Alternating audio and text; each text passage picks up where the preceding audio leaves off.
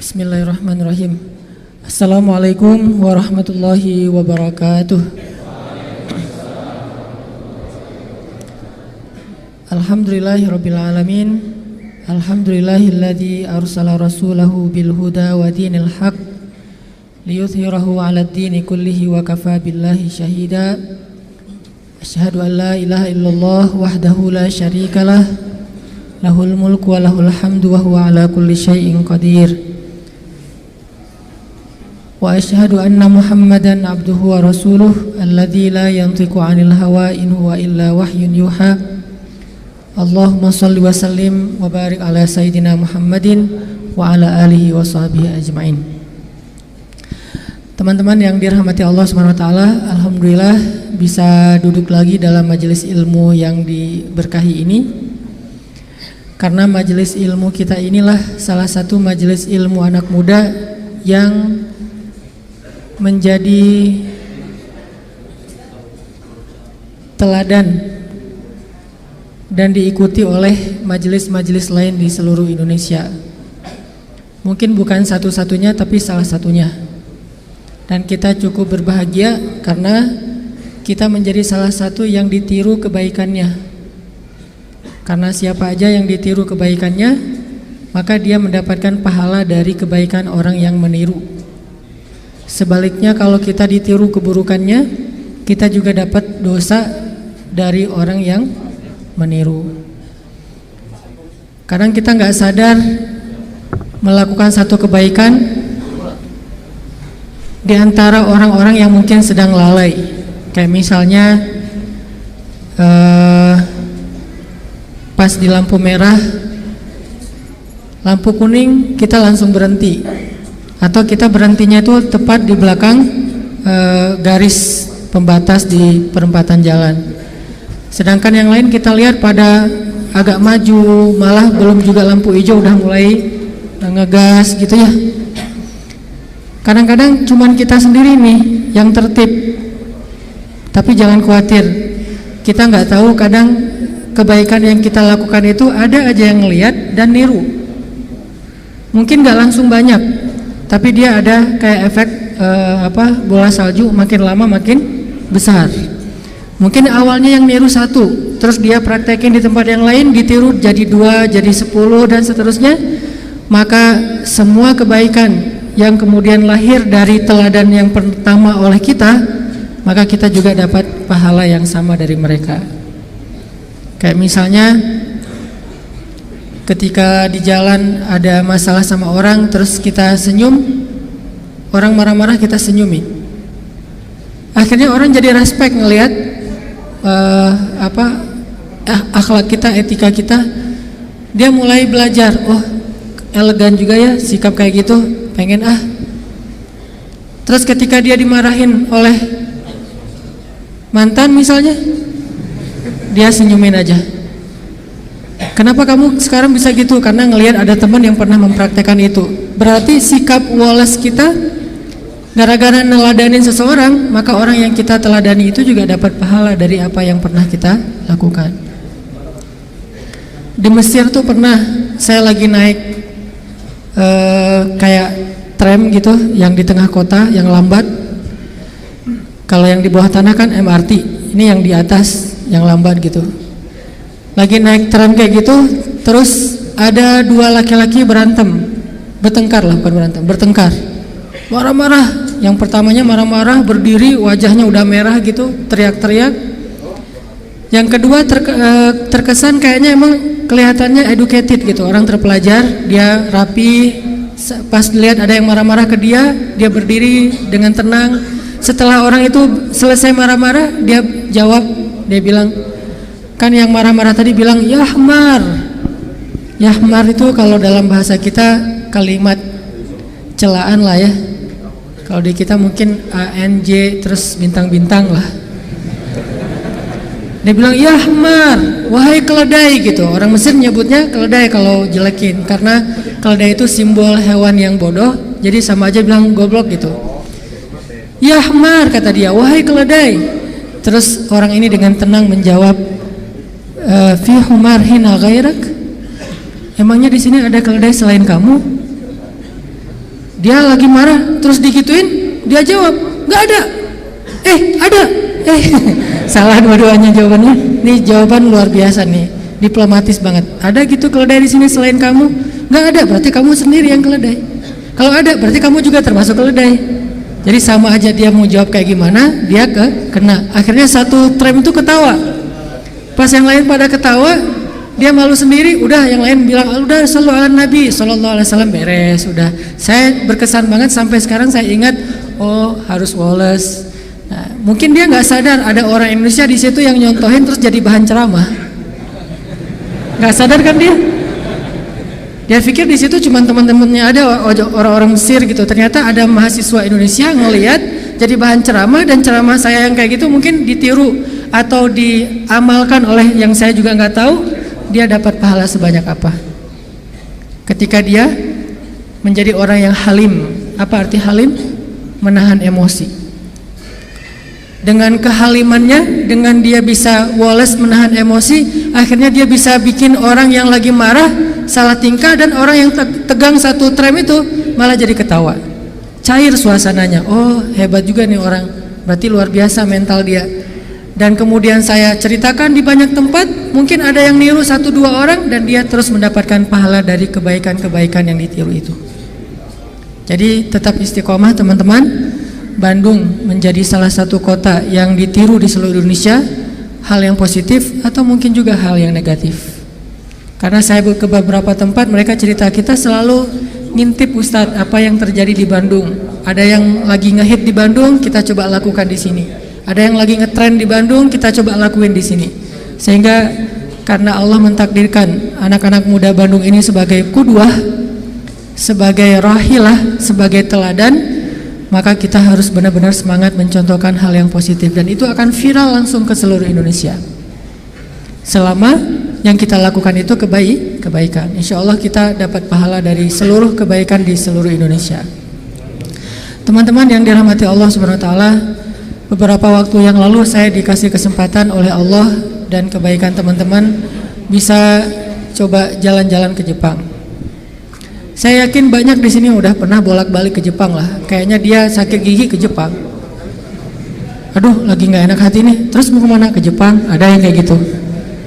Ada yang misalnya baper dikit, bete dikit, malas di Indonesia, ke Singapura, Malaysia. Saya yakin banyak lah di sini yang udah sering keluar negeri. Jadi nggak istimewa-istimewa amat juga sih. Cuman saya hanya pengen sharing hal tentang yang saya kagumi dari apa yang saya pernah ngobrol sama teman-teman di Jepang, yang nanti ada hubungannya juga dengan materi kita tentang jangan panik, tentang Wallace, tentang tawakal kepada Allah Subhanahu Wa Taala.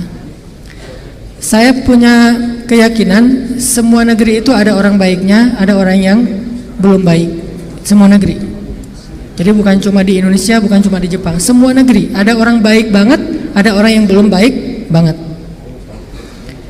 Ibaratnya kalau di Mesir itu kata orang Mesir, di sini tuh kalau kamu mau mencari Fir'aun, ada Fir'aunnya. Kalau mau cari Musa, Musanya juga ada.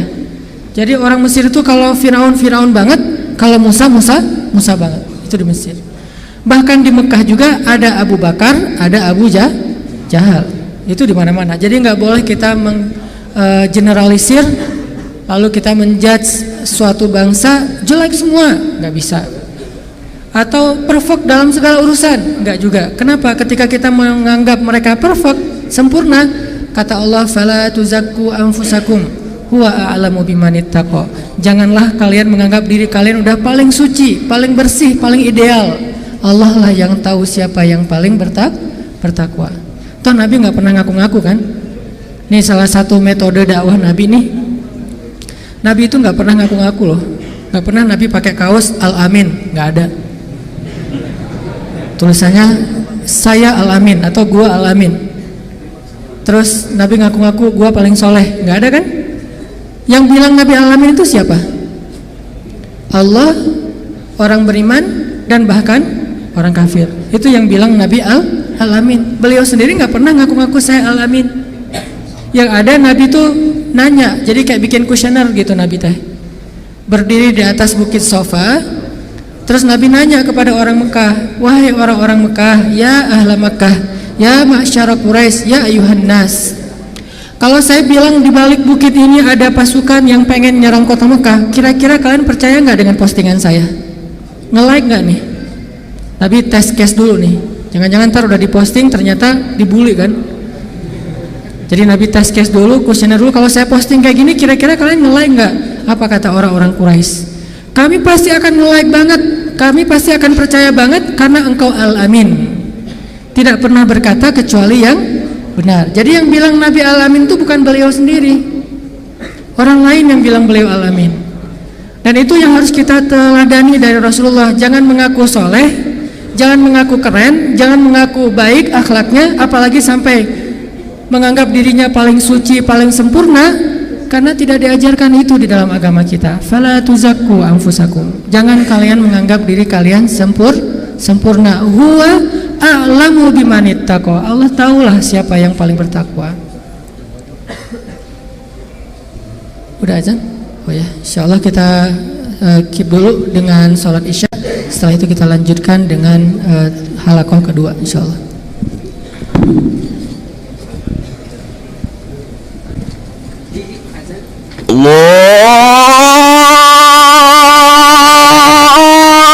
Allahu Akbar, Allahu Akbar.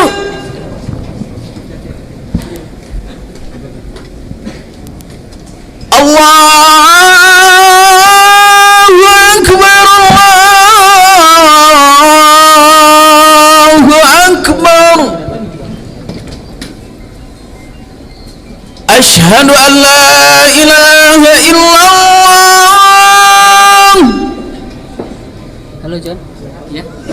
Asyhadu an la ilaha illallah.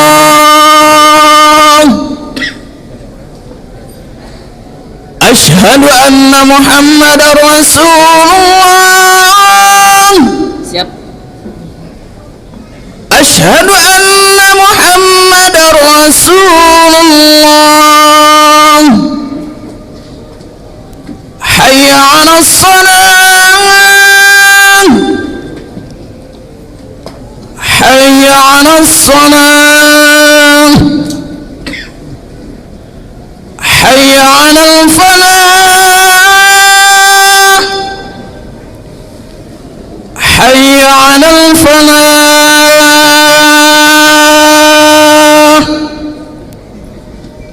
Allahu Akbar, Allahu Akbar. La ilaha illallah.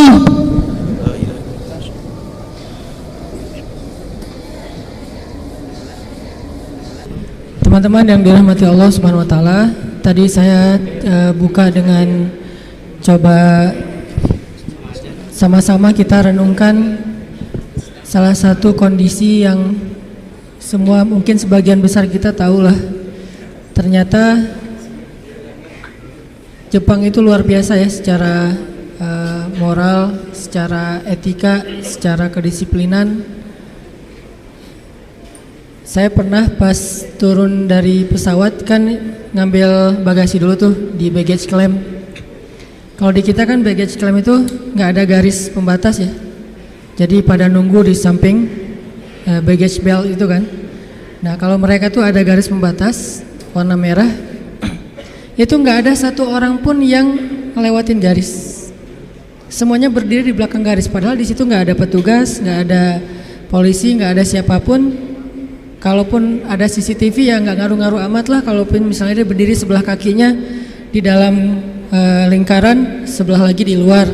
Tapi karena emang udah bisa teratur, cukup garis mengatur mereka gitu. Ada garis udah selesai, nggak akan dilanggar. Terus kalau ada orang yang mau nyebrang, itu orangnya baru berdiri di sebelah trotoar gitu. Mobil mau lewat dari jauh, mobil udah berhenti. Bukan duluan ya. Kalau di kita mah orang udah jalan harus mundur lagi gara-gara mobil duluan misalnya. Kalau di sana udah ditungguin sampai orangnya jalan. Bahkan kalau di Singapura itu kartu penduduk kalau di atas usia 55 tahun kalau nggak salah itu beda ID cardnya. Kenapa? ID cardnya itu ada semacam chip yang bisa dipakai untuk kalau dia mau nyebrang, dia tempelin kartu ID cardnya itu di lampu merah, itu lampu merahnya bakalan lebih lama dari biasanya. Kalau orang normal lewat, ID cardnya nggak bisa ditempelin, jadi lampu merahnya misalnya 30 detik, ya udah 30 detik. Tapi begitu ada aki-aki pengen lewat nih, nempelin di lampu merah itu jadi 45 detik, 50 detik. Saking menghargai orang yang tua, sampai ada sistem buat kebutuhan mereka. Jadi udah teratur banget, udah rapi banget, udah moralitasnya kalau ketemu kita tuh langsung nunduk gitu kan ya. Sampai turun dari pesawat itu ada yang nungguin khusus bagian kayak gitu-gitu, nggak tahu pegel apa enggak gitu sehari-hari kayak gitu tuh. Dan itu udah biasa. Dan ketika kita belanja di salah satu tempat pembelanjaan tuh cari musola itu kalau kita kan di masjid misalnya ada yang nyari toilet di mana ya, nunjuk ya. Kalau mereka nggak nunjuk, dianterin. Saya nanya prayer room di mana gitu. Oh, Muslim ya, dianterin. Ini prayer room, dibukain kuncinya, dikasih sajadah, ternyata dia udah nyiapin sajadah. Terus pas dia mau ngambil sajadah, dia bilang tunggu sebentar ya, saya ambil sajadah dulu. Oh iya, dia ambil sajadah. Pas dia datang dia bilang maaf ya udah nunggu lama. Coba kita yang pengen sholat, kita yang ngerepotin dia yang minta maaf ya nunggu lama, saya ngambil sajadah dulu. Oh iya nggak apa-apa. Akhirnya kasih sajadah. Luar biasa emang secara moral. Dan tetap di negeri-negeri yang lain juga ada orang-orang baik kayak gitu. Cuman kalau ini udah sistemik, bukan cuma sekedar improve orang secara personal, tapi udah sistemik. Jadi udah tersistem di mana-mana kayak gitu. Kalau belanja nanya dari mana, Indonesia kan, Indonesia Jepang mungkin secara kemajuan negaranya mungkin beda lah ya. Harusnya mereka sebagai negara maju pas tahu dari Indonesia biasa aja. Beda kalau misalnya taunya kita dari mana, dari Jepang. Oh iya gitu. Ini pas tahu Indonesia, oh Indonesia, kayak menghargai gitu. Respect kepada orang lain. Itu udah nggak usah diragukan lah. Dan saya juga salut luar biasa.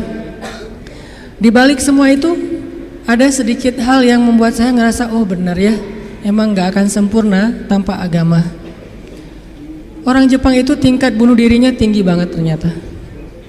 Dalam setahun itu kasus bunuh diri nggak kurang dari 1000 kasus. Dan itu artinya setiap hari minimal ada 3 orang yang bunuh diri. Dan tempat favorit bunuh diri di Jepang adalah di rel kereta. Sehingga kalau misalnya udah ada yang bunuh diri di kereta, itu kereta kan pada berhenti tuh dan pada jadi stuck kan di beberapa stasiun gitu, beberapa jalur. Akhirnya banyak yang rugi. Maka dari pihak kalau di kita mungkin KAI-nya langsung nyediain bus gratis buat para pelajar untuk jadi alternatif karena keretanya nggak beroperasi, ada yang bunuh diri. Saking favoritnya bunuh diri dengan cara nabrakin diri ke kereta, akhirnya ada peraturan siapa yang bunuh diri di rel kereta berhasil atau gagal, maka keluarganya akan membayar denda sekian puluh juta.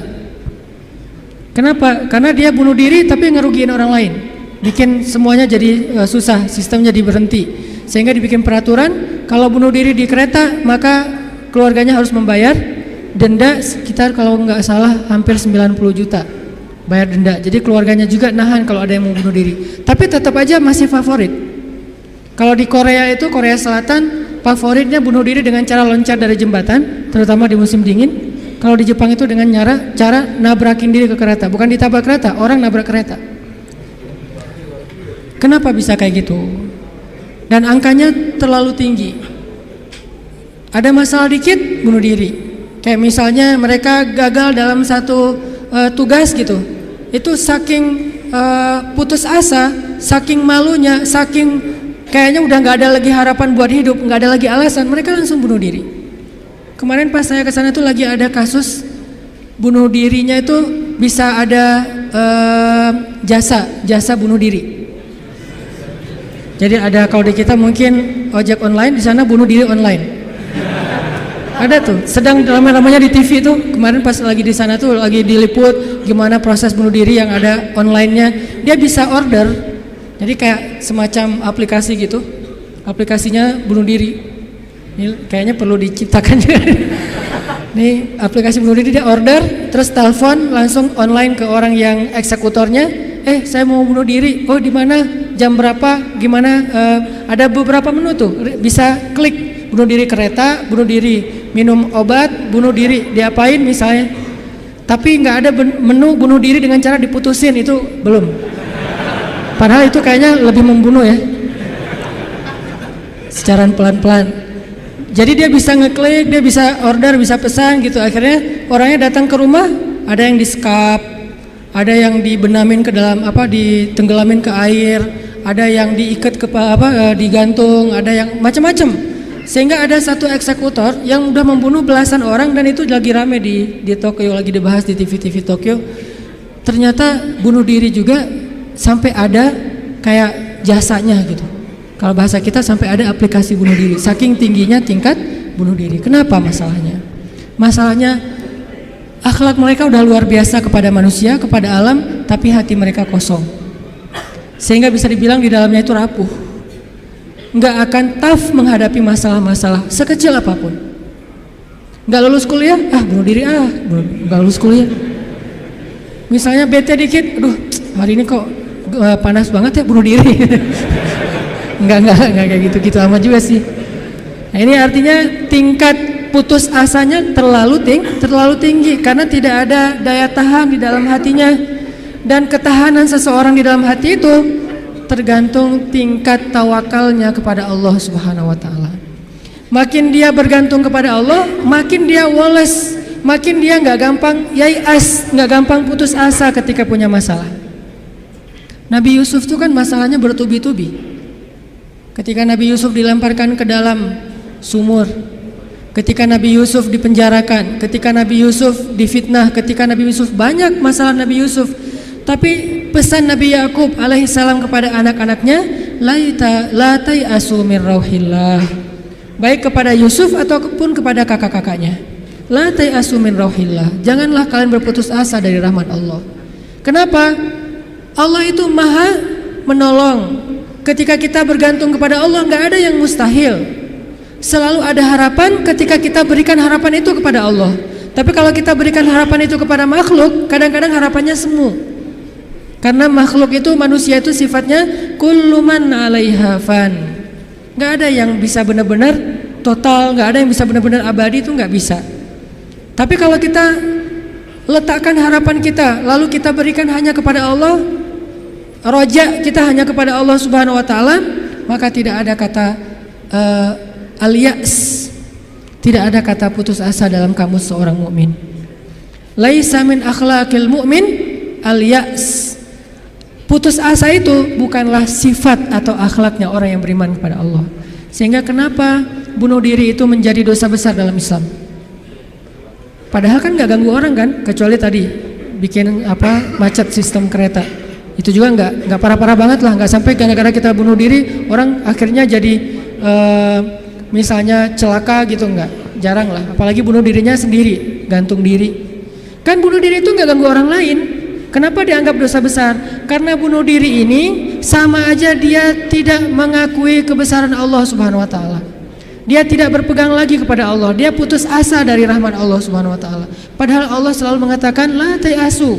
Jangan putus asa, aku kasih nih, aku kasih. Tapi dia bilang enggak akan dikasih. Berarti dia kufur kepada Allah Subhanahu wa taala dan merugikan dirinya sendiri. Ketika mentalnya kayak gini, walaupun akhlaknya baik, tapi dia tidak punya daya tahan menghadapi masalah, maka dia akan selalu mengakhiri masalahnya dengan cara bunuh diri. Dalam Islam kasus bunuh diri bisa dibilang hampir nggak ada kalau dalam sejarah Nabi dan para sahabat. Satu-satunya ada kasus bunuh diri itu bunuh diri dalam peperangan ada. Dia lagi dibacok, lagi bertempur terus dibacok sama musuh, banyak luka, nggak tahan dengan rasa sakit, kena kayak tombak gitu di perutnya, karena nggak kuat dengan rasa sakit. Dia tekan lagi tubuhnya ke tombak itu supaya cepat mati. Lalu ketika dia sudah meninggal, orang-orang mengatakan dia itu pemberani, dia itu syahid, dia itu hebat. Kata Nabi tidak, dia di dalam neraka. Lalu para sahabat bertanya, kenapa ya Rasul kok dia masuk neraka? Padahal kita tahu dia meninggalnya dalam fi sabilillah. Kata Nabi karena dia nggak bersabar terhadap ujian dari Allah Subhanahu wa taala. Sakit, ya udah daripada saya nggak kuat nahan sakit, mending sekalian mati nih. Itulah al-ya's. Dan itu tidak ada dalam kamus orang yang yakin kepada Allah, beriman dan bergantung kepada Allah SWT. Jadi kalau kita mau belajar kepada orang Jepang, ada yang kita bisa belajar banget, yaitu moralnya, kedisiplinannya, kebersihannya. Tapi tetap ada satu hal yang fatal yang mereka tidak punya, yaitu Tuhan. mereka nggak percaya kepada Tuhan. Kalaupun ada agama, kata teman-teman di sana, lahirnya sebagai orang agama Shinto kalau nggak salah, terus nikahnya sebagai agama Katolik kalau nggak Protestan, matinya sebagai agama Buddha. Jadi gonta-ganti itu. Kenapa gonta-ganti? Karena buat mereka agama itu hanya sekedar culture. Mereka tidak menyebut Islam sebagai agama Islam, tapi budaya Islam. Mereka tidak mengenal nilai-nilai ideologis. Yang mereka tahu adalah nilai-nilai budaya, adat istiadat atau culture. Sehingga buat mereka pindah-pindah culture itu bagian dari kebijaksanaan. Kayak kita misalnya, saya nih orang Aceh, ketika saya berada di Sunda, di mana bumi dipijak, di situ langit dijunjung. Itu kan wise kan? Ketika kita menghargai budaya tempat kita tinggal, keramahan apa? Keramahan lokal atau apa gitu. Nah, ini kan apa? Kearifan lokal. Arif kan bijaksana nih. Nah, karena mereka menganggap agama itu hanya sekedar culture, maka arif menurut mereka itu ketika kita bisa beradaptasi dengan semua momen-momen culture itu. Masa-masanya Valentine, mereka jadi orang Kristen. Masa-masanya hari tertentu, misalnya hari besar Cina, misalnya mereka jadi orang Buddha. Masa-masa tertentu mereka jadi orang Shinto dan segala macam. Yang nggak ada menjadi orang Muslim. Jadi karena nggak bisa dimix nih, satu-satunya yang nggak bisa dimix menurut mereka cuma culture Islam. Yang lain bisa dimix, culture Islam nggak bisa dimix sama mereka, sehingga nggak bersentuhan langsung. Ini artinya mereka melihat semua itu hanya sekedar moralitas, bukan sebuah nilai ideologis yang menguatkan mental, bukan. Sekedar moralitas. Culture Islam moralitas, culture yang agama-agama lain yang kita sebut itu moralitas, termasuk culture Jepang itu adalah moralitas. Tapi mentalnya lemah, sehingga ketika mereka punya masalah di dalam dirinya, mereka nggak punya pertahanan sama sekali. Sedangkan kita melihat ad-din, melihat Islam adalah sebuah nilai yang membangun mentalitas kita. Hanya ke akhir-akhir ini kita cenderung melihat Islam itu hanya sebagai undang-undang, sebagai syariat, sehingga orang takut sama Islam. Seolah-olah kalau kita mau menegakkan Islam, yang kepikiran itu cuma kisos, yang kepikiran itu cuma cambuk. Padahal Nabi menerapkan itu juga akhir-akhir setelah mentalitasnya udah mantep nih. Setelah pemahaman agamanya udah komprehensif, setelah diedukasi, baru kemudian penutupnya adalah menyempurnakan keadilan dengan cara menegakkan hukum. Kalau ada orang yang bilang misalnya, ngapain sih Tuhan katanya pengasih tapi kok menciptakan neraka? Sebetulnya jawabannya logis banget dan sederhana kan? Karena tanpa ada surga neraka tidak ada keadilan. Kemana larinya orang-orang yang berbuat jahat dan zalim kalau tidak ada neraka? Maka kalau semuanya masuk surga, yang zalim sama yang terzalimi, lalu di mana keadilan? Kalau gitu kita mending jadi orang jahat aja, toh masuk surga juga kan? Mending kita ambil aja hak orang lain, toh nanti di akhirat juga tetap masuk surga. Kalau gitu di mana ada keadilan? Keadilan Allah itu justru menciptakan surga dan neraka. Cuman pintu surga lebih banyak daripada pintu neraka, dan Allah selalu memberikan peluang untuk selamat dari api neraka dengan cara mengampuni dosa. Allah Maha Adil. Allah nggak mengatakan kalau udah cap neraka udah nggak akan lagi berubah, enggak. Kalau kamu buat dosa sekali nggak akan diampuni, pasti masuk neraka, enggak. Disitulah Maha Rahman. Selain Allah adil, Allah juga Rahim, Rahman, Rauf, apalagi banyak sifat-sifat Halim. Allah menciptakan keadilan dengan adanya surga, adanya neraka. Tetapi Allah selain adil, Allah juga Maha Pengasih. Dengan apa? Kalau ada yang berbuat dosa, nggak langsung dihukum sama Allah. Kita sering buat dosa, emangnya langsung dihukum? Enggak. Kadang-kadang memang Allah langsung negur, tapi bukan hukuman. Karena kalau dihukum harusnya lebih dari itu. Kalau ditegur, karena kadang-kadang kita nggak sadar dengan cara-cara yang baik. Allah kasih sedikit, ada cemeti sedikit biar kita dicambuk sedikit, ditoel dikit ya, biar kita sadar. Supaya apa? Biar kita sadar, biar dengan kesadaran itu kita menjadi lebih baik, lebih bermanfaat, lebih berkualitas hidupnya. Allah nggak langsung menghukum kita. Kalau Allah mau menghukum kita dengan dosa kita, kayaknya kita nggak ada yang berada di sini sekarang nih. Udah celaka dari dulu-dulu juga. Sekali kita minum, sekali kita narkoba, sekali kita berzina, sekali kita membunuh, sekali kita mengambil hak orang lain, udah langsung celaka. Kenapa masih bisa hidup? Kenapa masih bisa berada di masjid? Dan ini keistimewaan yang Allah kasih kepada kita. Orang yang sering nyakitin Allah masih diundang ke rumah Allah, kan Allah baik banget tuh. Coba kita, ada yang sering nyakitin kita, mau diundang ke rumah kita? Dia telepon aja kita reject terus, kalau perlu di blok, nggak bisa nelpon lagi, unfollow segala macam, left group. Allah kita sakitin berkali-kali, kita cuekin, kita selingkuhin dalam bahasa kita mah ya. Gimana selingkuhin? Selingkuhin akidah. Kita bilang percaya sama Allah, tapi kita jalan sama yang lain. Kita bilang inna sholati wa nusuki wa mahyaya wa mamati lillahi rabbil alamin. Itu kan sama aja kayak seorang cowok bilang ke cewek, aku nggak bisa hidup tanpa kamu. Iya kamu kan gitu.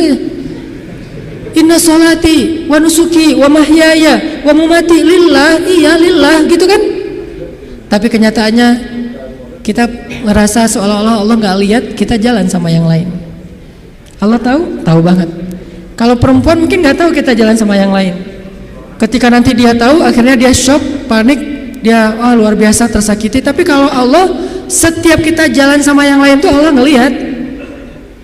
Kita dekat sama yang lain, ke Allahnya enggak. Lah, yang kasih rezeki kan saya. Kenapa kamu terima kasihnya ke dia? Yang memelihara kamu kan saya. Kenapa kamu baiknya ke dia? Kok saya enggak berbuat baik kepada hamba Allah? Allah senang. Tapi kenapa kepada Allah enggak? Ini agak-agak kurang fair nih. Ke makhluk yang enggak berjasa, kita jadi baik. Ke Allah yang maha berjasa, kita cuek, malah kita menuduh Allah dengan tuduhan-tuduhan yang gak pantas, ngerasa Allah gak penting dalam hidup kita. Kalau Allah gak sabar, makanya Allah itu sabur. Apa arti sabur? Sabar banget. Allah itu sami. Apa arti sami? Dengar curhat banget lah. Kita pasti gak kuat dengar curhat teman-teman kita. Bayangin kalau yang curhat ke kita itu ada puluhan orang, kan stres juga tuh setiap hari. Allah dicurhatin miliaran orang setiap hari, coba. Bukan miliaran orang, miliaran makhluk, semuanya curhat kepada Allah. Yas'aluhu man fis samawati wal ardh. Semua yang ada di langit dan di bumi curhat kepada Allah. Tapi Allah mendengar semua curhat mereka seolah-olah mereka itu cuma satu orang doang gitu. Dan baru pertama kali curhat, akhirnya Allah mendengarnya tuh sami'un. Betah banget ngedengerin curhatnya. Betah banget Allah dengar curhat kita, nggak pernah. Kan kamu udah kemarin curhat, giliran atau dengan yang lain, enggak kan? Kita berdoa setiap hari, kan udah kemarin giliran. Soalnya yang berdoa itu banyak loh.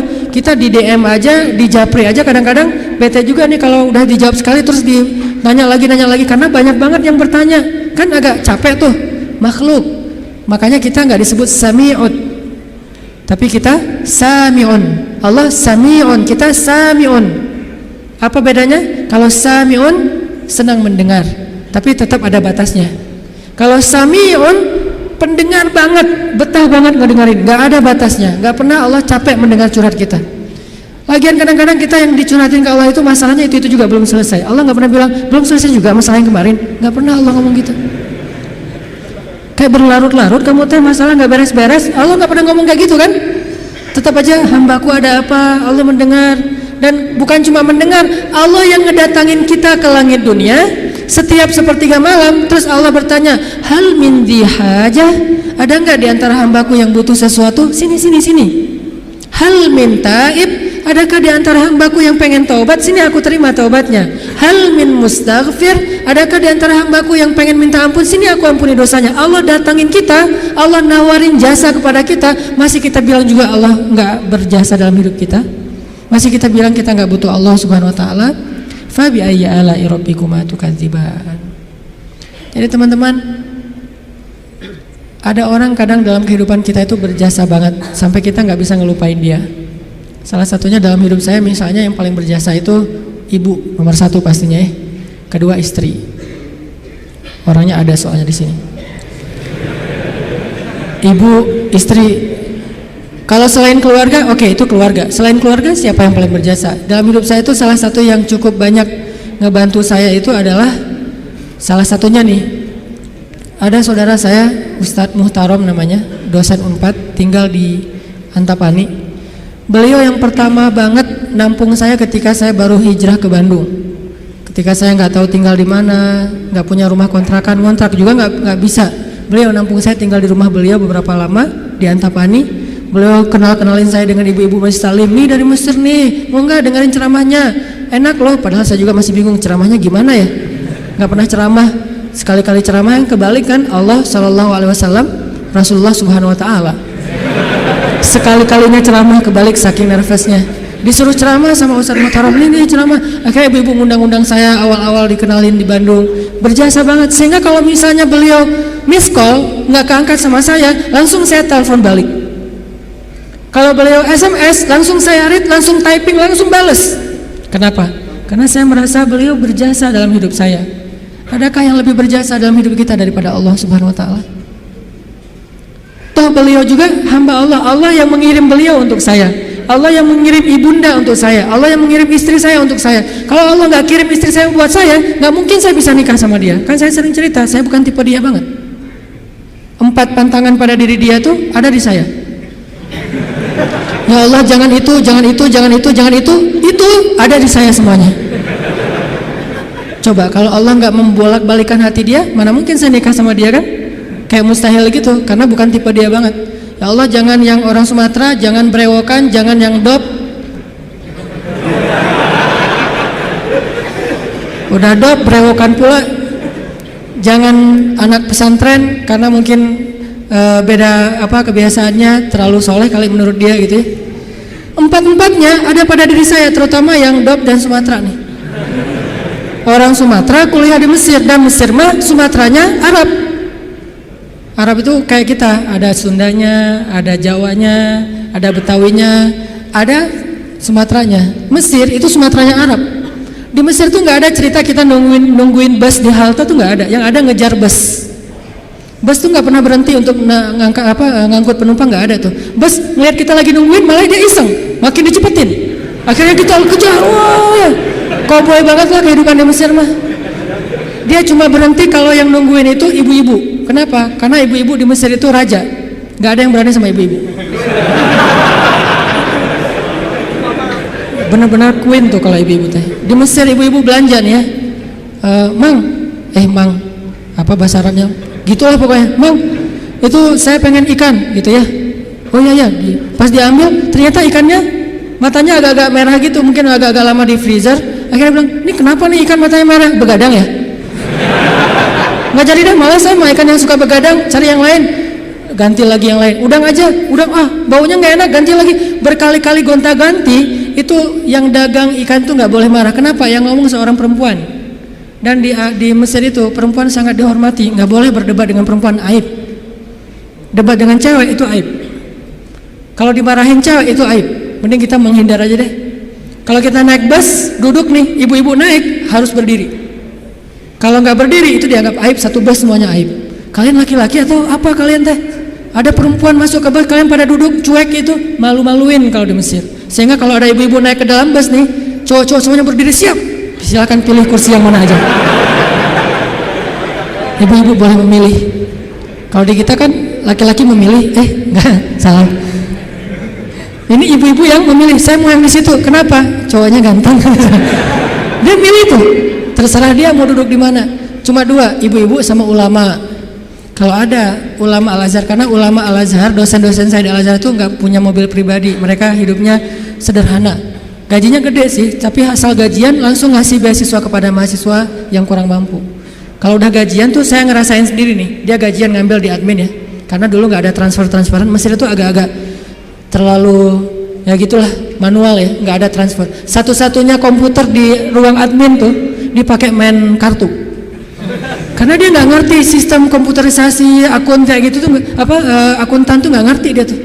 Tahu satu-satunya komputer dipakai main kartu. Pas kita lagi ngantri, om kita lagi ngantri nih, ntar tunggu dulu nih, kita lagi nih belum beres nih, gitu coba. Tapi menghargai banget kepada orang tua, ulama, ibu-ibu. Nah, ada dosen saya ngambil gajinya kurang lebih sekitar 2.000 pound.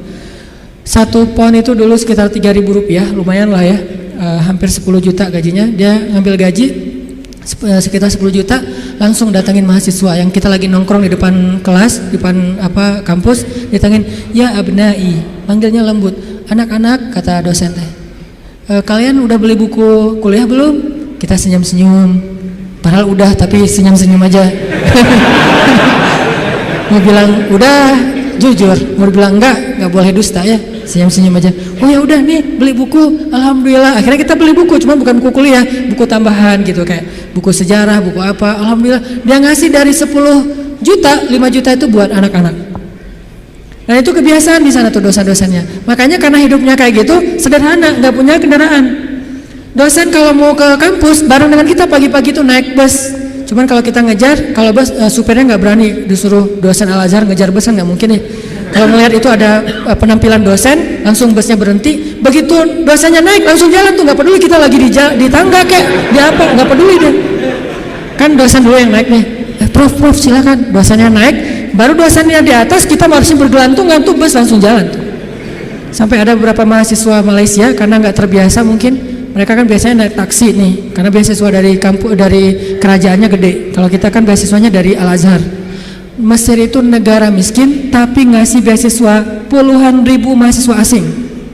Negaranya miskin tapi bisa ngasih beasiswa, luar biasa. Nah Malaysia nggak dikasih. Negara yang tidak dikasih beasiswa di Asia itu Malaysia dan Brunei, karena dianggap udah sejahtera. Akhirnya mereka terbiasa naik taksi nih. Begitu mahasiswa Malaysia sekali naik bus, nggak terbiasa naik bus ala-ala Mesir gitu, turunnya membelakangi arah jalannya bus. Kebayang kan? Melundung gitu kan? Kita mahasiswa Indonesia ketawa-ketawa aja, wah lucu. Kalau kita kan udah biasa koboi ya, kejar bus, terus turunnya sambil lari. Kadang-kadang kalau bawa barang itu barangnya dilempar dulu ke dalam bus, langsung dikejar naik gitu. Udah biasalah kayak gitu-gitu di Mesir. Tadi cerita apa tadi teh? Hubungannya? Ya gitulah, nggak ada hubungannya. Pokoknya balik lagi ke tema ya. Intinya ketahanan hati kita itu ketika kita dekat kepada Allah Subhanahu Wa Taala. Jadi nggak ada ceritanya dalam kamu seorang mukmin ada masalah baper udah gitu bunuh diri, nggak ada. Tergantung tawakal kita kepada Allah. Coba rasain ketika kita lagi ngerasa enak nih hubungannya sama Allah,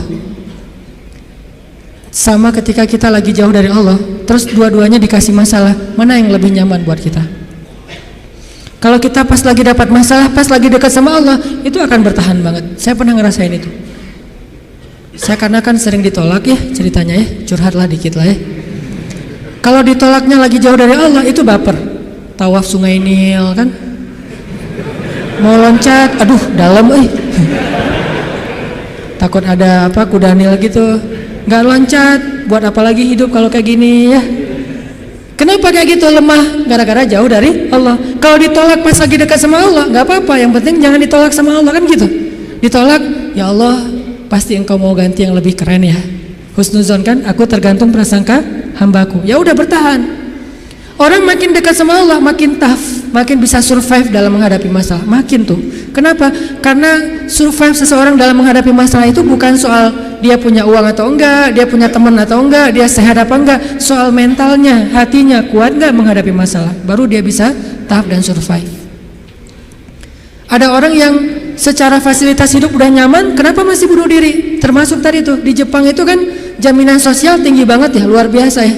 Sampai ada teman saya, bukan hanya berlaku untuk warga Jepang, untuk warga asing yang kerja di Jepang tetap dapat jaminan sosial karena pajaknya tinggi. Ada teman saya yang ngelahirin, setelah dia nikah hamil lahir, itu anak biaya ngelahirnya ditanggung pemerintah, terus ibunya boleh cuti selama 6 bulan, tapi tetap dapat gaji full setiap bulan. Cuti 6 bulan, gaji fullnya setiap bulan, ditambah lagi dengan bonus karena udah punya anak, dikasih bonus. Jadi punya anak dikasih bonus. Makanya di sana tuh kayaknya orang menikah itu semangat ya, nggak pengen istiqomah jomblo lah ya. Karena jomblo nggak ada bonus di sana. Begitu nikah dapat bonus, begitu punya anak dapat bonus. Tapi ada batasannya, anak nggak boleh banyak-banyak juga. Makin nambah anak, makin nambah pajak. Jaminan sosialnya tuh tinggi. Tapi kenapa kok malah gampang putus asa? Padahal secara fasilitas hidup sudah tercukupi. Mental, mungkin secara etika keren lah, pokoknya ngacung jempol pokoknya. Tapi kalau mentalnya lemah, kosong, ada yang gersang di dalam hatinya karena tidak diisi dengan kata Allah di dalam hati mereka. Di satu sisi kita perlu belajar kepada mereka, di sisi yang lain mereka perlu belajar kepada mukmin. Salah satunya mukmin di Indonesia. Ketika kita jauh dari Allah, mulai naik tingkat kriminal, mulai naik tingkat bunuh diri, mulai banyak orang yang putus asa, mulai banyak orang yang mengeluh, terjadilah krisis sosial. Itu ketika jauh dari Allah. Sejak kapan dalam konteks, dalam persepsi kita miskin itu masalah? Di zaman Nabi miskin itu bukan masalah. Masalah itu fakir, bukan miskin. Di zaman Nabi, Nabi malah berdoa jadi pengen jadi orang miskin. Ya Allah, hidupkan saya sebagai orang miskin, matikan saya sebagai orang miskin, bangkitkan saya bersama orang miskin.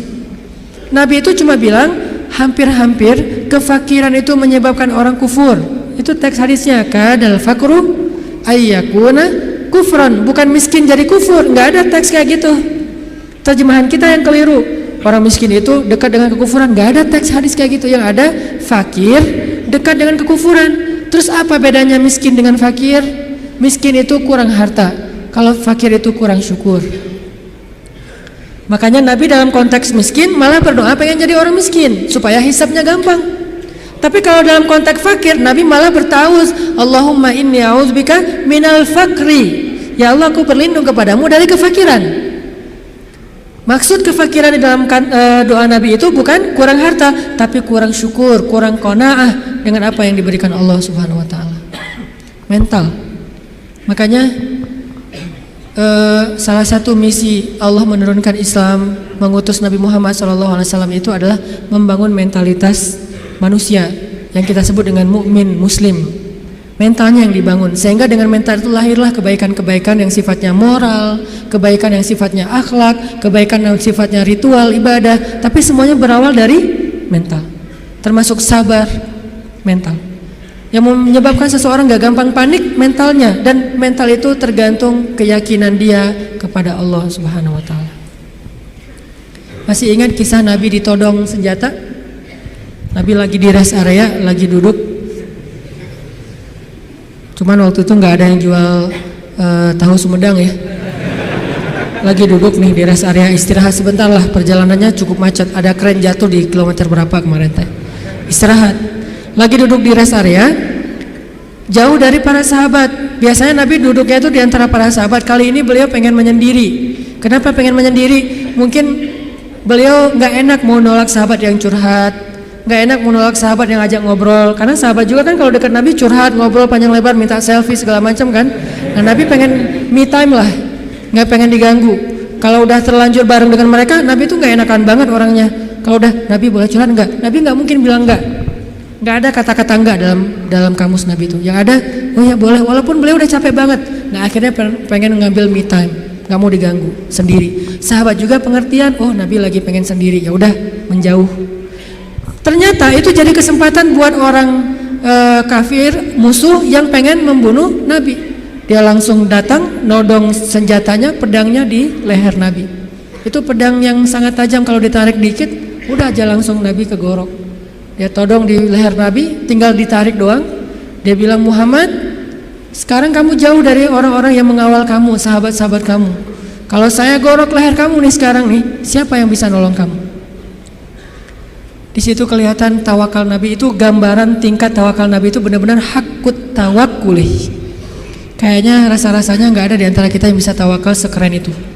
Tapi setidaknya kita bisa mengambil itu sebagai inspirasi. Ternyata tawakal itu menguatkan mental. Walaupun nggak sekuat Nabi memang. Nabi kan di atas rata-rata ya, manusia paling istimewa lah. Siapa yang bisa nolongin kamu Muhammad? Nabi dengan tersenyum melihat ke arah dia, dengan tenang mengatakan, Allah.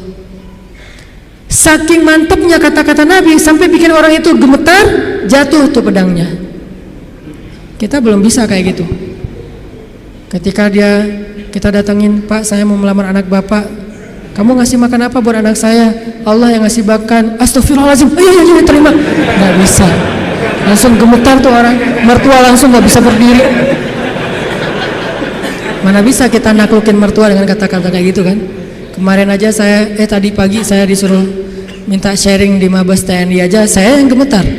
Biasanya kan enjoy gitu, ceramah santai dan cari-cari bahan ngebully. Mau ngebully TNI, bayangin.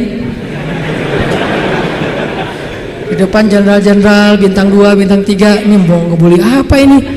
Saya kan mati langkah kalau nggak ngebully ya. Jadi bingung mau kayak gimana. Udah aja kaku, nggak jelas gitu, salting, pokoknya sampai mereka juga ngeliat ini ceramah atau lagi curhat ya, nggak jelas gitu. Artinya kita tuh nggak punya mental kayak Nabi tuh.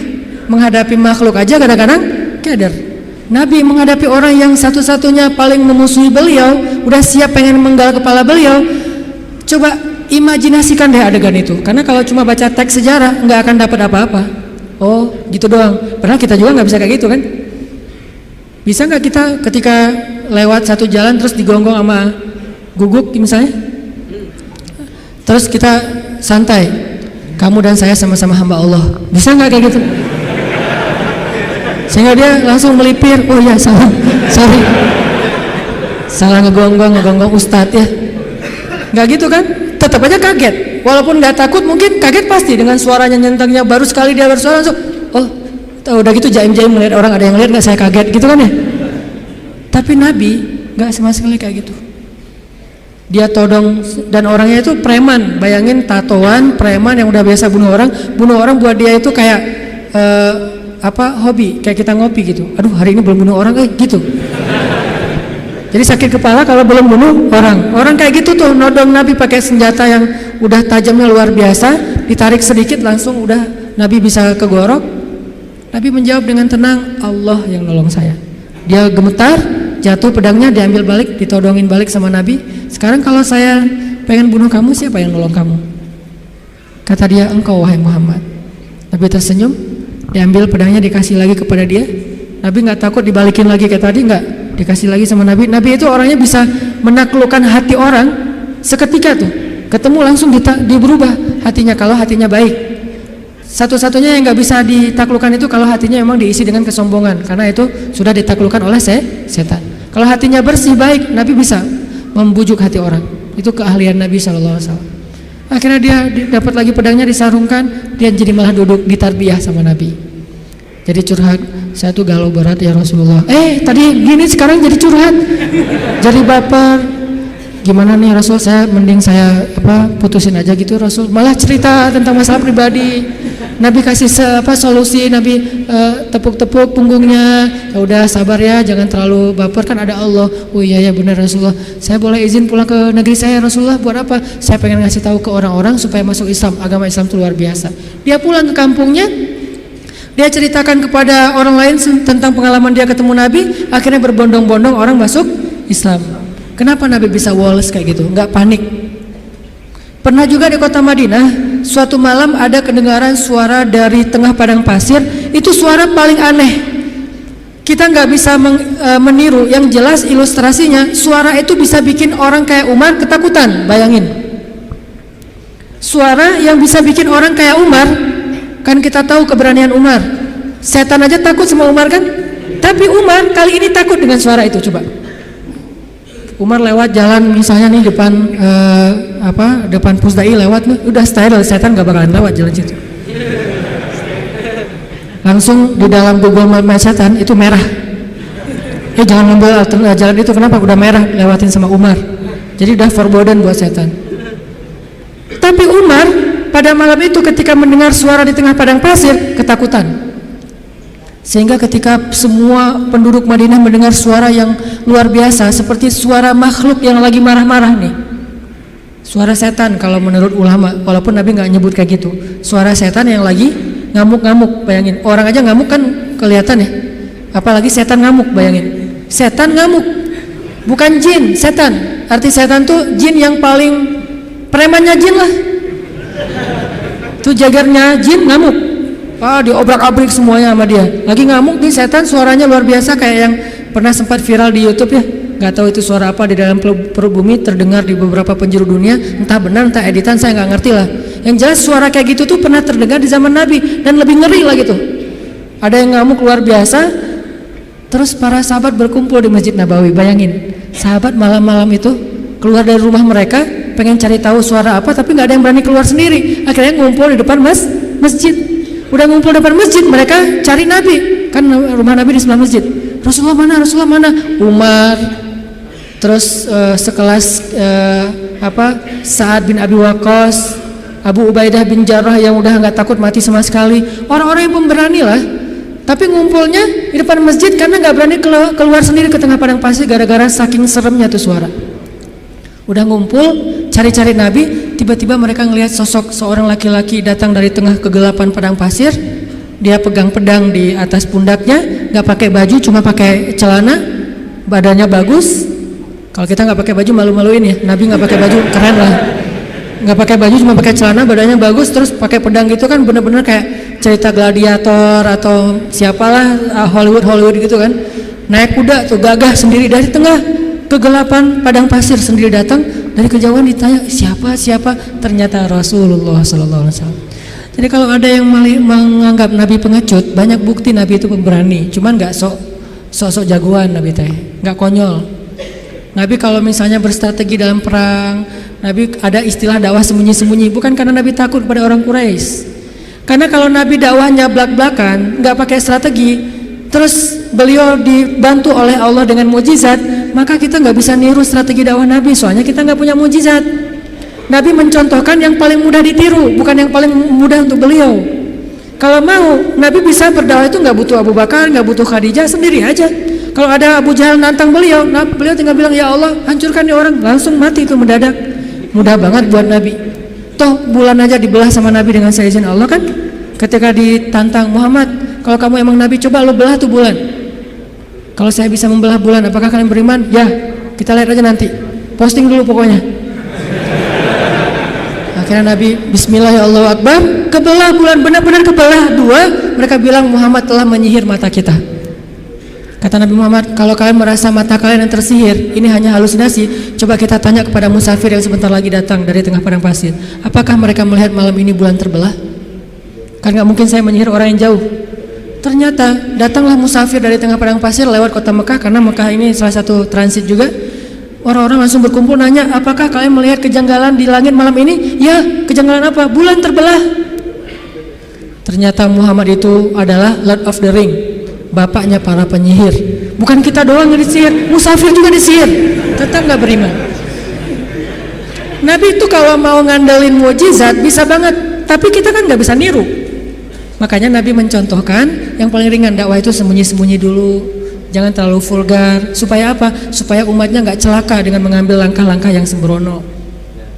Nabi itu paling pemberani, cuman gak pamer. Kalian semuanya apa-apaan, gua paling pemberani. Enggak pernah Nabi gitu. Umar, Ali, ketika ada yang nantang kaum muslimin, padahal Nabi itu kalau mau duel sama dia bisa banget, tapi kan buat apa yang kayak gitu-gitu. Kan ada tuh Amru bin siapa gitu, yang orang kafir tuh, jagoan berpedang dalam perang Khandak, nantang, hal min mubariz, ada enggak cowok-cowok pemberani di sini yang mau duel sama saya? Diam semuanya. Bayangin, Umar diam, Umar takut enggak? Tapi emang orang itu terkenal sih. Nih yang lagi nantang ini terkenal. Umar, aduh, Amru kan agak mikir nih. Ternyata siapa yang berdiri? Ali masih muda, umur 20-an tahun lah. Ya Rasulullah, izinkan saya. Nabi itu kalau mau, Ali emang lo doang yang berani, gue juga berani sebetulnya. Enggak, Nabi mah gak kayak gitu, orangnya tawadu. Ali jangan, aku gak tega kalau terjadi apa-apa sama kamu. Akhirnya Ali duduk. Benar-benar gak ada laki-laki di antara kalian, kata Amru. Dia manas-manasin tuh. Ya Rasulullah, mereka menghina kita ya Rasulullah, postingannya tuh gak enak banget ya Rasul. Izinkan saya Rasulullah untuk report tuh biar di blog sama Instagram. Kata Rasul, jangan Ali, nanti kamu ada apa-apa lagi sama kamu. Saya kan gak tega, sayang banget sama kamu Ali. Duduk lagi. Ali itu sebetulnya udah gergetan. Rasul kok gak izinin sih, saya bisa tuh ngalahin tuh orang. Rasul gak percaya banget sih sama saya gitu-gitu. Sampai 3 kali, wah benar-benar kalian ini nggak ada yang keren satupun, nggak ada cowok sama sekali di antara kalian. Saya kecewa nih datang ke sini capek-capek, nggak ada yang berani duel. Kata Amru. Akhirnya Ali, ya Rasulullah, izinkan saya demi Allah, biar Allah yang akan menunjukkan kebesarannya. Akhirnya Nabi diam, membolehkan Ali berangkat. Wah langsung kata Ali, ya Amru, saya mengajak kamu kepada Islam secara baik-baik. Kata Amru, nggak ada urusan saya dengan agama itu. Kalau gitu saya ngajak kamu berduel. Kata Amru, saya nggak tega membunuh kamu wahai Ali. Kata Ali, tapi saya tega bunuh kamu. Coba, Ali terkenal kan jagoannya Rasulullah kan. Akhirnya tarung, wah tahu sendiri kekuatan pedang Zulfikarnya Ali. Terkenal lah, legend banget lah pokoknya tuh. Ali itu bisa dibilang salah satu petarung legend dalam Islam. Ali dengan Zulfikarnya. Akhirnya tuh orang terkapar, penggal sama Ali dan mati dalam peperangan itu hal yang wajar. Jadi nggak ada urusan HAM-nya mana tuh, hak asasi manusia. Ini perang. Kecuali perangnya di dalam kota, baru ngomongin HAM, karena Islam itu sangat memperhatikan HAM kalau perangnya di dalam kota. Nggak boleh nebang pohon, nggak boleh bunuh perempuan, nggak boleh menyakiti anak kecil, nggak boleh menyakiti orang tua, nggak boleh menyakiti orang yang sudah melepaskan senjatanya. Itu etika perang dalam Islam kan. Tapi kalau di medan perang, ya wajar tuh laki-laki sama laki-laki, wajar banget itu mah. Sama-sama cowok, sama-sama militan, sama-sama megang senjata, wajar banget. Jadi artinya Rasulullah itu sangat pemberani. Tiba-tiba Nabi datang bawa pedang di atas pundaknya, terus megang kuda, datang gagah banget. Orang-orang pas dari jauh ngeliat siapa, kok pemberani banget. Ternyata Rasulullah SAW. Begitu Nabi datang, tenang semuanya. Nabi itu kayak ayah buat sahabat. Nabi turun dari kudanya, diikat kudanya di kandang kuda di garasi rumah beliau. Udah selesai parkirin kuda, Nabi datang ke sahabat. Ya udah ya, udah bubar ya, udah selesai. Kata sahabat, Nabi ada apa sih di luar? Tadi kedengaran suaranya serem banget. Kata Nabi, udah beres. Nabi nggak cerita. Saking Nabi bijak. Kan kalau kita mah habis kayak gitu kan ceritanya panjang tuh ya. Wah, gua tadi habis tarung loh sama dia. Kan gitu ya. Nggak bijak banget kita mah. Kalau Nabi bijak, udah beres. Nggak, gua habis tarung. Wah, babak belur lah pokoknya. Dia udah nggak patah kaki, patah tangan. Tadinya tuh dia gaya-gaya nantang gua, nggak tahu siapa Muhammad gitu-gitu kan. Ini anaknya Abdullah, cucunya Ismail, seorang sniper. Ismail kan terkenal sniper ya. Mata Ismail itu turun kepada Nabi Muhammad, mata yang tajam. Salah satu keistimewaan Nabi itu matanya tajam, sehingga beliau itu nggak pernah meleset dari memanah. Cuman kenapa nggak terkenal? Karena Nabi nggak suka manah seseorang yang tidak layak. Nah kita mah cuman manah calon juga nggak kena kan ya? Gagal lagi. Insya Allah nanti saya sharing cara memanah. Nabi itu jagoan memanah, seorang jago main pedang, lomba berkuda pernah beberapa di waktu Nabi masih ABG nih, belum jadi Nabi, sering lomba berkuda kan, sama Hamzah, Nabi sering menang. Jadi jago kuda, jago manah sambil berkuda itu udah biasa buat Nabi. Cemen lah itu mas, kecil sepele, kayak kita ngemil doang itu mah, nggak ada apa-apanya buat Nabi. Tapi apakah Nabi pamer? Nggak, udah beres. Nggak ada yang Nabi cerita, wah tadi gua berantem tuh sengit banget sampai 10 ronde loh. Nggak ada cerita kayak gitu. Ini menunjukkan bahwa keberanian Nabi SAW bukan hanya karena beliau punya fisik yang ideal, tapi karena punya iman yang ideal. Bilal bin Rabah itu fisiknya nggak ideal, bukan masalah warna kulit, tapi dia lemah. Karena warna kulit itu sekarang bukan lagi ukuran keren nggak keren, malah sekarang makin dof tuh kan makin gimana gitu ya. Makin dof katanya makin apa istilahnya? Ya, nggak enak nyebutnya dalam masjid. Nah, Bilal itu mungkin dia orang yang kulit hitam, tapi bukan itu masalah Bilal. Fisiknya lemah. Pernah tarung sama Wahsy, sama-sama dari budak Habasyah. Itu nggak perlu satu ronde, setengah ronde juga selesai. Sekali dorong Bilal jatuh langsung nggak berdaya. Saking lemahnya Bilal. Terkenal fisik Bilal itu lemah. Ada yang lebih lemah daripada Bilal, siapa? Abdullah bin Mas'ud. Sampai dijuluki kaki burung belibis. Saking kaki Abdullah bin Mas'ud itu kecil banget, sehingga tendang sedikit langsung jatuh tuh, nggak ada kuda-kudanya Ibnu Mas'ud. Tapi kenapa Ibnu Mas'ud ini bisa membunuh Abu Jahal dalam perang Badar? Kenapa Bilal bisa bertahan seperti gunung Uhud ketika disiksa berbulan-bulan lamanya, padahal fisiknya lemah? Sampai orang-orang kafir Quraisy juga heran. Sekarang siapa yang kuat? Dulu kita pikir Wahsy itu kuat, dulu kita pikir Umayyah bin Khalaf kuat, tapi ternyata Bilal lebih kuat dari mereka semuanya ketika sudah beriman. Lalu ketika mereka bertanya kepada Bilal, ya Bilal, setan apa yang merasuki kamu tiba-tiba kamu jadi orang yang tangguh? Kata Bilal, iman, bukan setan. Iman yang masuk ke dalam hati saya, dan itu meneguhkan seseorang. Watsabbit aqdamana, dari sabat. Makanya teman-teman, kalau kita mau nggak gampang panik, mau woles, mau survive, mau tough menghadapi masalah, mau terisi jiwa kita, sehingga kita selalu punya hope, punya harapan, dan tidak pernah berputus asa, isilah hati kita dengan iman kepada Allah. Gimana mengisi hati kita dengan iman? Belajar yakin sama Allah. Buat saya agama itu bukan wawasan, bukan sekedar wawasan, tapi agama itu motivasi. Karena kita udah belajar banyak wawasan agama, kalau nggak ada dorongan motivasi nggak beramal juga.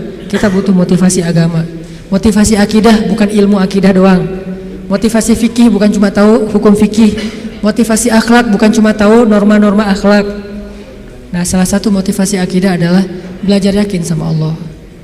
Karena walaupun kita tahu Allah itu rububiyah, Allah itu asma, sifat, uluhiyah, Allah itu ayat kursi, Allah itu surat Al-Muluk, Allah itu Al-Ikhlas. Kalau kita nggak yakin sama Allah, semua itu cuma jadi wawasan. Ketika kita punya masalah, tetap aja kita gampang berputus asa. Jadi putus asa nggak putus asa, bukan dia berstatus ustadz, LC, MA, doktor, ulama, tapi siapa yang diantara mereka paling yakin dan berserah diri kepada Allah SWT, itulah yang bertahan. Nanti silakan baca di dalam Al-Quran kisah-kisah ketika para sahabat terjepit, ketika para sahabat dalam keadaan lemah, apa yang membuat mereka kuat? Hasbunallah, cukup bagi kami Allah. Dan kata-kata itu kalau di kita sekedar zikir, kalau di mereka iman. Kalau sekedar zikir nggak ngaruh buat mental kita, walaupun tetap berpahala pastinya kalau ikhlas. Tapi ke mental kita nggak ngaruh. Kita udah bilang hasbi Allah. Kok saya masih galau Ustadz? Berarti belum jadi iman, belum jadi belief, belum jadi faith. Baru sekedar kata-kata dalam bentuk ritual zikir, baru jadi syair buat kita. La haula wala quwata illa billah, subhanallah, alhamdulillah, Allahu akbar. Baru jadi syair-syair yang berpahala buat kita, tapi belum menjadi motivasi dan keyakinan di dalam hati kita. Belajar yakin. Jadi ilmu itu tempatnya di sini. Bukan di sini. Di sini mah bonus. Tapi kalau di sini banyak, di sini enggak ada, maka ilmu itu tidak berarti apa-apa di sisi Allah. Kalau di sini ada, walaupun di sini sedikit, maka itu jadi sesuatu. Bilal, siapa lagi? Yang ilmunya sedikit tapi amalnya luar biasa, Khalid itu kan kalau sholat ayatnya itu aja ya, asal sholat Al-Ikhlas, kita banget lah pokoknya. Jadi ada teladan nih, kenapa lo ikhlas terus kayak Khalid? Khalid itu kalau sholat ayatnya ayat pendek gitu, sampai orang komplain, kan dia sebagai amir ya, sebagai komandan militer, begitu sholat di lapangan, di tempat peperangan, dia ngimamin sholat. Orang udah bisa nebak, lihat aja ya, pasti kalau nggak Al-Ikhlas, Al-Falaq, An-Nas. Kayak kita banget lah pokoknya, Al-Ikhlas, Al-Falaq, An-Nas. Dan itu udah otomatis, nggak sengaja lagi, udah kayak gitu, emang udah ngalir satu paket. Sholat pasti itu. Sampai orang komplain, Khalid, kangen sekali-kali ganti ayat yang lain, sekali-kali ayatnya yang panjang gitu, biar kita lebih semangat. Kata Khalid, maaf ya, hafalan saya cuma segitu-segitunya. Soalnya saya sibuk dengan tugas-tugas militer, jadi nggak sempat ngafal Quran. Kalau kita tugas militer nggak, hafal juga nggak ya. Kalau Khalid karena sibuk dengan tugas militer, dia sebagai jenderal bintang 4 yang tugas ekspansi militernya tuh banyak banget, merintis dari awal sampai ke Irak, ke Yaman, ke Suriah, kemana-mana lah. Akhirnya nggak sempat ngafal Quran secara konsen kayak Ibnu Mas'ud, Ibnu Abbas. Maaf ya gitu. Tapi tetap amalnya banyak, walaupun hafalannya sedikit. Kenapa? Karena ilmu buat mereka tempatnya bukan di dalam wawasan kepala, tetapi keyakinan di dalam hati. Belajar iman, belajar yakin kepada Allah, sehingga kita tetap respect kepada orang-orang Jepang dalam urusan moralitas. Tapi kadang kita merasa kasihan kepada mereka. Moralitasnya udah sempurna, tapi kenapa mereka bisa baik kepada makhluk, nggak bisa baik kepada Khalik yang udah ngasih semua kebaikan itu untuk mereka? Agak-agak kurang fair nih. Kurang, kayaknya ada yang klise. Ke manusia baik, ke alam baik, tapi ke pencipta manusia dan alam nggak diakui gitu. Ini kan agak klise ya. Nah ini kita agak kasihan. Nah alhamdulillah teman-teman Indonesia di sana tuh giat banget melakukan dakwah, sehingga banyak banget orang Jepang yang udah masuk Islam. Ketika dia masuk Islam, dia sadar, oh ternyata emang ini yang dibutuhkan bangsa Jepang selama ini. Yang lain udah keren lah, tapi ini masih kurang nih. Mereka sendiri yang testimoni, yang nggak dipunyai oleh bangsa Jepang itu adalah Islam. Kalau punya Islam sempurna, udah nggak ada lagi yang perlu dikritisi, udah nggak ada lagi yang perlu dicari-cari celahnya, udah ideal banget. Tapi itulah makhluk, tidak ada yang sempurna, sehingga tugas kita bukan menjudge, bukan menghakimi, bukan menjelek-jelekan, bukan mengeneralisir. Tugas kita adalah saling mengisi. Di satu sisi kita respect dengan moralitas orang Jepang, di sisi yang lain kita tetap yakin tanpa iman semua itu tidak akan pernah benar-benar hakiki. Ibarat casingnya bagus, tapi nggak ada software apa-apa di dalamnya, jadi nggak bisa terlalu optimal dipakai juga. Itulah kita. Mudah-mudahan kita belajar juga kepada bangsa-bangsa yang udah modern tapi mereka disiplin, walaupun mereka nggak tahu teks-teks agama, supaya nggak jadi bumerang buat agama kita, teman-teman. Kalau selama ini mungkin banyak yang ngelihat Islam itu sesuatu dengan sebelah mata, bukan Islamnya yang remeh, bukan Islamnya yang gak sempurna, yang gak ideal. Kita yang belum menunjukkan idealnya Islam kepada manusia. Bisa jadi yang menjelek-jelekan Islam itu bukan orang di luar Islam, kita sendiri tanpa kita sadari. Gimana caranya menjelekkan Islam? Kita mungkin gak menghina Islam, gak menghina Al-Quran, gak menghina hadis, tapi akhlak kita yang gak sabar, sama saja seperti kita menampilkan wajah Islam yang tidak ideal, yaitu wajah kita atau akhlak kita. Ketika kita memakai baju Islam, di situ ada tanggung jawab besar. Kita harus tunjukkan Islam yang indah, Islam yang ideal kepada semua manusia. Saya juga kadang-kadang sedih ngelihat Arab Saudi terutama, karena di situ pusatnya Islam kan. Ketika kita udah sering ke luar negeri, ke Jepang, ke Korea, ke Singapura, kemana-mana gitu yang teratur, pergi ke negeri pusatnya Islam, baru juga sampai di bandara, baru di imigrasi, itu kita udah kayak jomplang banget gitu. Di Singapura imigrasinya, kalau misalnya kita bawa bayi, dikasih jalur khusus bagi yang bawa bayi, biar cepet, nggak perlu ngantri. Terus kalau misalnya kita salah ngantri, dikasih tahu, udah ada yang petugasnya senyum ngasih tahu, dikasih form supaya kita ngisi sambil jalan. Di Jeddah, kita udah ngantri, mereka ngobrol sambil minum teh. Hei, ngobrol berdua. Kita ngantri nih. Kalau kita agak protes sedikit, Pak, saya udah ngantri tadi, dia marah-marah kepada kita. Ini kasihan. Bukan Islamnya ya, orangnya yang tidak bisa menunjukkan betapa indahnya Islam. Nabi nggak pernah nyontohin kayak gitu loh. Karena sifat Nabi itu rafah banget. Gak usah orang ngantri, orang baru ngelihat ke Nabi aja, Nabi langsung senyum. Berarti mereka telah meninggalkan sunnah Nabi ketika mereka mengangkat slogan-slogan sunnah, tapi mereka tidak menjalankan sunnah itu dengan lebih luas. Padahal sunnah Nabi, teladan Nabi salah satunya adalah dalam urusan akhlak yang luar biasa. Jadi kita kayak mempermalukan Nabi tuh. Ngakunya saya teman dekat dia loh, tapi gara-gara akhlak kita nggak benar, tercoreng juga nama dia. Saya anaknya Bapak Fulan, gara-gara akhlak kita nggak benar, nama orang tua kita tercoreng. Kita mengaku umat Nabi, begitu kita nggak sabar, nggak menunjukkan akhlak yang disiplin, bersih, baik, woles, kita seperti mencoreng wajah Nabi yang kita cintai. Kita mencoreng wajah Islam yang kita yakini. Yang lebih berat lagi, kita mencoreng wajah Allah yang maha sempurna, karena kita tidak menjalankan ajaran Allah yang sudah ideal ini. Jadi teman-teman, jangan sampai lagi terjadi kesalahpahaman terhadap agama, terhadap Islam, terhadap Allah.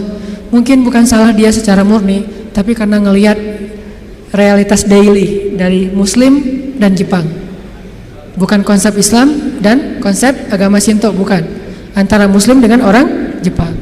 Ya, kita introspeksi diri. Berarti kita harus memperbaiki diri lebih lagi dari sekarang, sehingga suatu saat orang akan melihat Islam itu bukan teori, tapi yang didisplay dari Islam itu akhlak. Teori itu main course, tapi appetizernya akhlak. Begitu datang langsung dihidangkan appetizer yang nikmat gitu, akhlak, buah, langsung dikasih jus gitu. Sementara kita appetizernya bukan akhlak, main course. Datang-datang langsung nasi goreng, lada gitu ya. Kan orang kaget ya. Kasih dulu akhlak supaya oh enak ya, buahnya tuh segar gitu, buahnya tuh manis. Udah selesai appetizer dengan buah-buahan, kasih main course, fikih, ibadah dan segala macam. Nanti closingnya, dessertnya kasih akhirat, kebesaran Allah Subhanahu Wa Taala, ideal.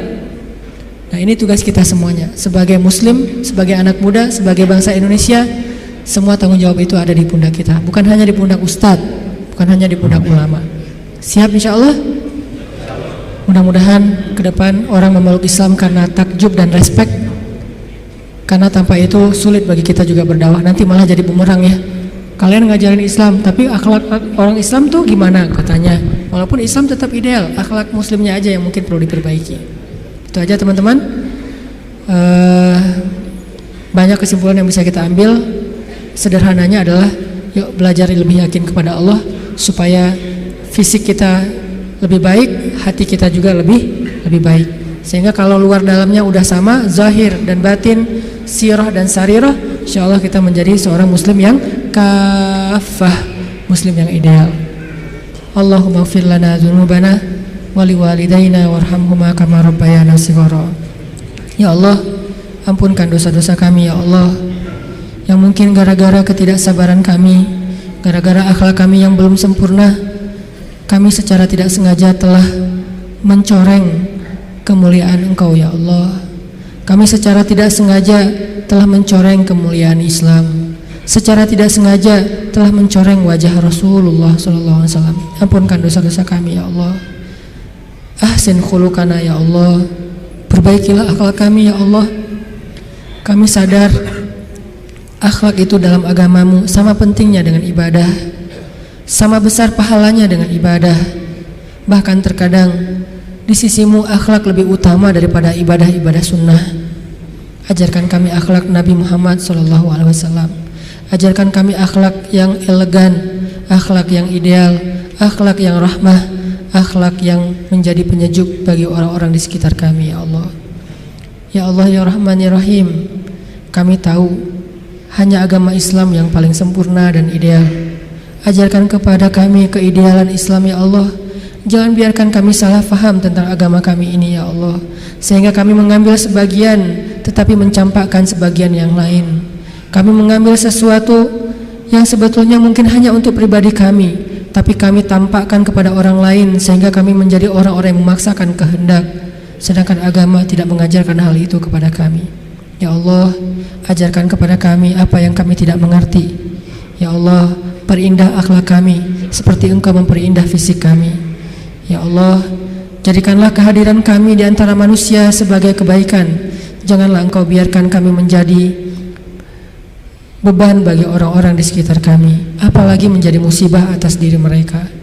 Ya Allah, menangkanlah Islam, karena kemenangan Islam berarti kemenangan terhadap kemanusiaan. Kemenangan Islam berarti kemenangan terhadap keadilan.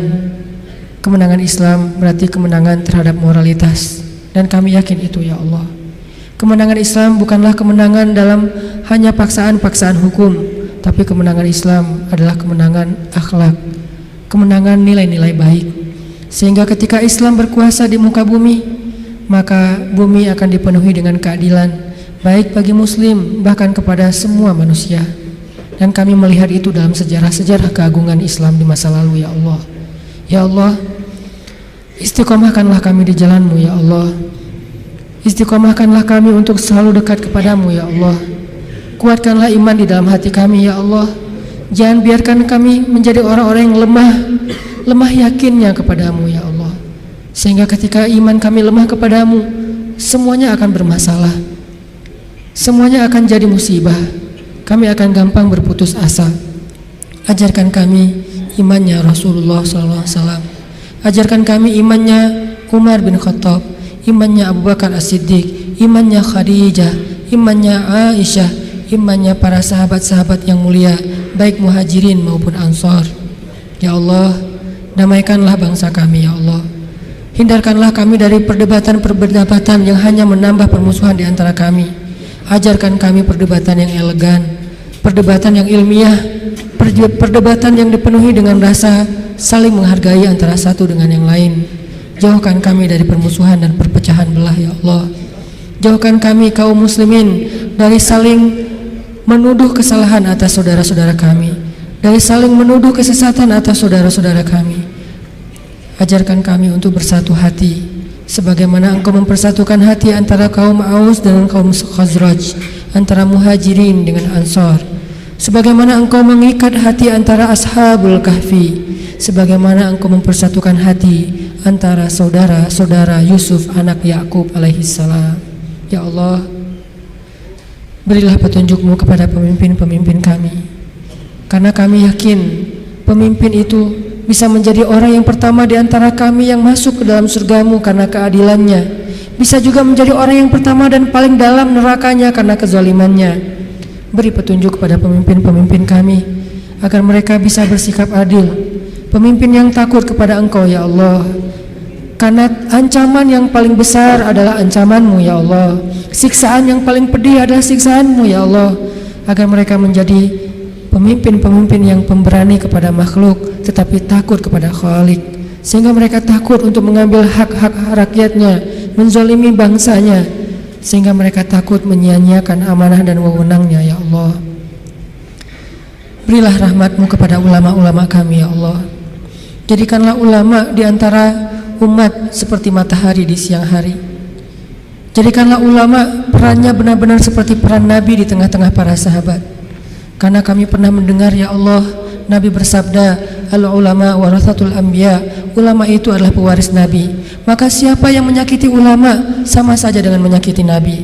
Siapa yang membantah ulama sama dengan membantah Nabi.